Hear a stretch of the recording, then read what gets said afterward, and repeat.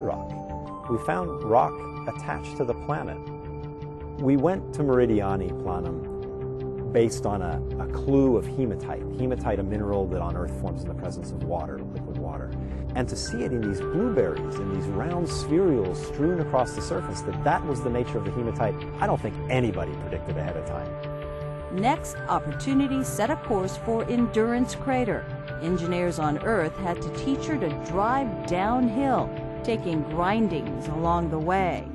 They would drive down a few meters, do a rat hole in the outcrop rock, and analyze it for chemicals. And so they were able to see how the mineral composition of the rocks changed as you went further down. Mars did have a watery past.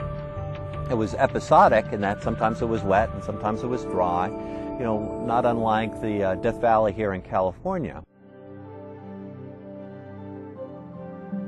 We knew 6 kilometers to the south was this giant crater called Victoria. Wow, 6 kilometers away. Could we get there?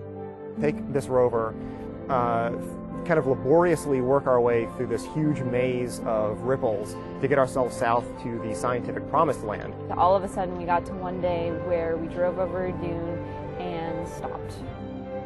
For weeks, Opportunity sat in a sand trap. Engineers raided hardware stores to buy materials to simulate a Martian sand dune.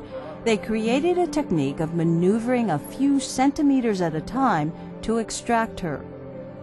The next big challenge that hit us is the robotic arm on Opportunity developed a degradation in one of its joints. Now, when we drive Opportunity, we have to be sure that wherever we're driving her to, she's going to end up in a place where it's safe to take the arm back out. Even with the aging rovers, we've been able to still return the same amount of science. After a stop to examine more layered outcrops at Erebus Crater, Opportunity reached the promised land, Victoria. I think we've gone from Mars being a place that's star-like, that's otherworldly, of the realm of astronomers, to a place that geologists and climatologists roam, where it's a world that works sort of like our world. As Opportunity explores Victoria, the Mars Reconnaissance Orbiter will keep a watchful eye.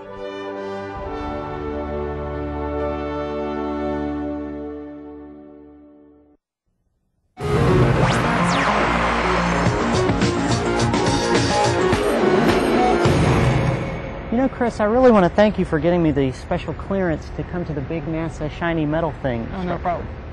Well, you know, actually, this is called the gantry at NASA Langley Research Center.